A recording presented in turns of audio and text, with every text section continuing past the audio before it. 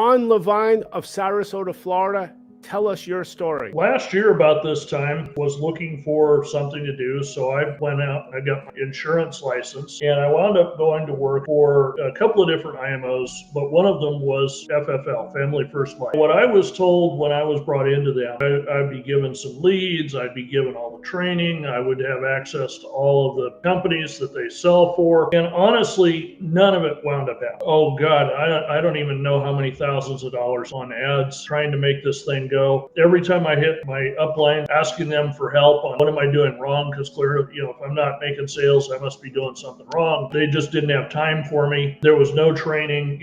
Their training was go make phone calls.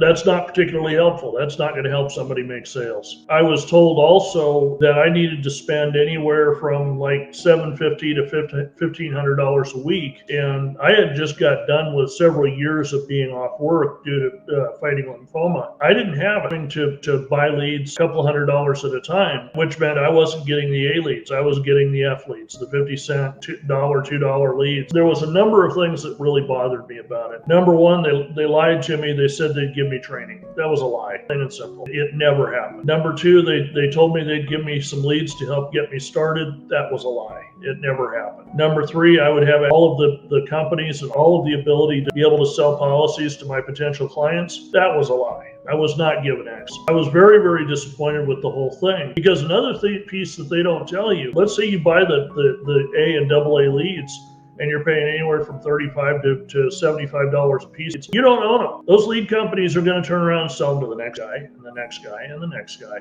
until every penny that they can. Because you don't own the leads, you're not able to spend a reasonable amount of time doing follow-up, follow-through, which anybody in sales knows and understands. That's where you make your money. You don't make it up front at the initial discussion. You make it on the tail end when you're following up. You've got 200 or 300 leads in your system, making phone calls and touching base with them and letting them know you're still around. But because they resell the leads, you can't do that because that person's now been contacted by 4 or 5 other people. In my humble opinion, the way that it's being run is unethical. It's legal, but just because it's legal doesn't mean it's right. Ron, let me jump in. Sure.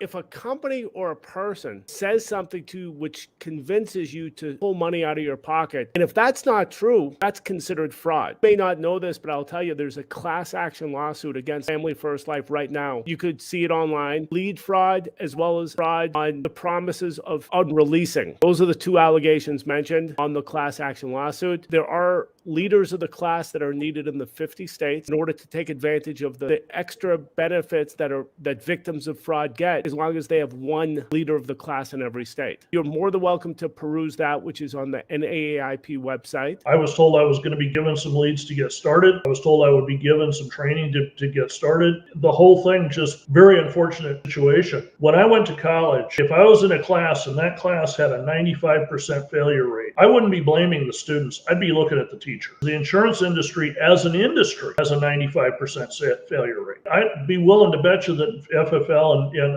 other groups of their ilk have a much higher failure rate. They're just churn and burn. Family First Life and companies that specialize in mortgage protection, final expense, building a team, the people I've spoken to, it's substantially higher fail rate than the traditional companies such as New York Life, Mass Mutual, Northwest Mutual. It's night and day. The average is 95%. It has to be pushing 100%. If you look at the YouTube channel playlist that NAIP has, which is collecting witnesses for the class action lawsuit against Family First Life, you'll understand that this is systemic. And you mentioned to me before the call of the evidence, the witnesses who are coming out and telling you exactly what happened to them, including Senior Vice President Greg Birch, high person in the management, Tyra Hamilton, a former FFL major player who now owns a major call center, Andrew Holler. They're all saying the same thing. It's much worse than you believe it is right now. That doesn't surprise me. Everybody that I talked to that had come into Family First Life and the other IMO that I had been a part of, you get to know the people and whatnot and share. Everybody's story is the same. We're all just flat out lied to. I'm sorry, but I'm not okay with that. I don't think that's okay. It shows an incredible lack of integrity, and it's not a moral or ethical business. Legality's notwithstanding, it's just not right. I beg to differ when you say, hey, let's blame these people. Let's not blame ourselves. I've spoken to dozens and dozens, maybe hundreds and hundreds of insurance agents. For the most part, the people who come into the insurance industry who fail are not successful successful people before they start, or even in worse shape after they leave the industry a few $1,000s later in their bank account. When I speak to them specifically, say, hey, why didn't you file a lawsuit? I might as well say to them, why don't you climb Mount Everest? The most part, these are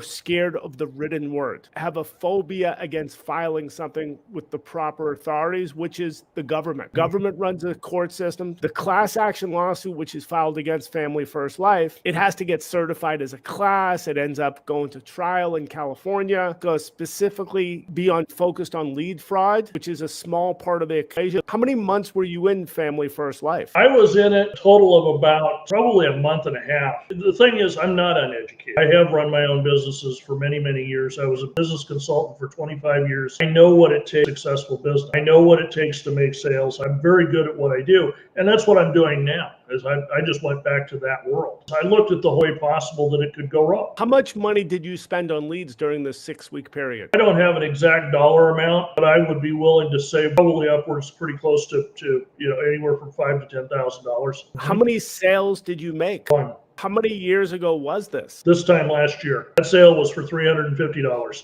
I kept going back to the people that were supposedly successful, saying, hey, clearly I'm doing something wrong here. What am I missing? And they didn't answer it. Seriously suggest you go through the playlist, the NAIP YouTube linked website, but it's on YouTube. Watch those video testimonials. You will realize, as I've realized, that it's systemic. It wasn't an accident that you spent, say, $10,000 in 6 weeks and got nothing for it. Family First Life also got cease and desist, specifically on the exaggerations, expectations that they were giving people like you. I've seen all over LinkedIn and Facebook. Did you see those ads before you joined Family First Life? I do want to make a correction here in just a minute when I answer this question. After I answer this question, when I joined Family First Life, I had been with a prior IMO. They were doing the same thing, and the only reason why I switched over is because I had met a gal who was in Family First Life, and she wound up being the person that brought me in. She was like, oh yeah, we're wonderful. We do this, we do that, and so on and so forth. She was very convincing. Like I say, after I got in, it was not what I was promised. And the thing that I want to correct, I don't believe that it was quite that much over a month and a half. I believe it was about that much over the total time that I had my license. So I want to be very clear on that. Words do matter. Over the month and a half that I was with Family First, I probably spent somewhere in the neighborhood of like $2,500 to $3,000. I certainly suggest what you would do is look at the evidence against Family First Life, look at the witnesses, and head over to the local courthouse. Not only get that lead money back, but your time and effort. Triple damages. Let's say you're an average American, $60,000 a year. You're not an average person, but let's say you're average. $5,000 a month, $7,500 for that week period. You triple that, triple your lead. Let's say $10,000. You're talking $30,000. The legal team that would be coming against you earning over $1,200 an hour. You could do the math. You could do the logic as well as anyone. Sean Mikey, the person who recruited you, the entire hierarchy, explained to the judge or the jury what happened. And I believe you will be successful because there's a tremendous amount of evidence that I'm aware of. But if nothing else, even if nothing came back to me, as long as they are prevented from doing this in the future, other people, I'm okay with that too. I don't want to see anybody deal with what I dealt with. The Federal Trade Commission, who gave them the cease and desist, $43,000 fine if you do it one more time, exaggerating to the public those numbers of expected income. That's not going to stop it. The class action lawsuit, which has to get certified as a class, goes to trial in a year or two. You get a result in, let's say, 3 years. That's not going to stop it. According to the class action lawsuit, Family First Life earns between $3 and $4 million per week. Again, if no one files, this will continue. I did speak to a gentleman named Mark C.S., who's in Orlando. He'll be filing. You're more than welcome to compare notes. You're more than welcome to compare techniques. One could be a witness for the other person as well, since you're not that far away. According to Greg Birch, Senior VP, Senior Vice President, Family First Life, who is one of the leaders of the class action lawsuit, his quote is, thousands of insurance agents spent thousands of dollars and made 0 sales. Ron, you are relatively fortunate that you made 1 sale. Did they stick on the books for the entire year? No, they bounced out after the first month. So you got no money. Basically, yeah. Ron, you did mention that when this happened, you were in the state of Missouri.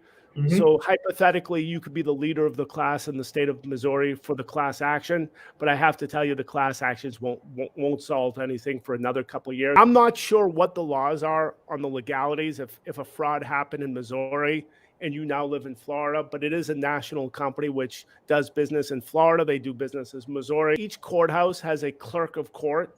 You speak to that clerk of court. They do have workshops to help out citizens like yourself. Probably not a bad idea to sue the entire hierarchy, including all the people that influence you to empty out your bank account. Definitely want those witnesses to show up, because if you have a whole hierarchy explaining to the judge, most likely they'll tell the truth. Tyra Hamilton, she was specifically talking about the integrity deal, which you may have heard of. No. It's a way to encourage the uplines to become lead sellers.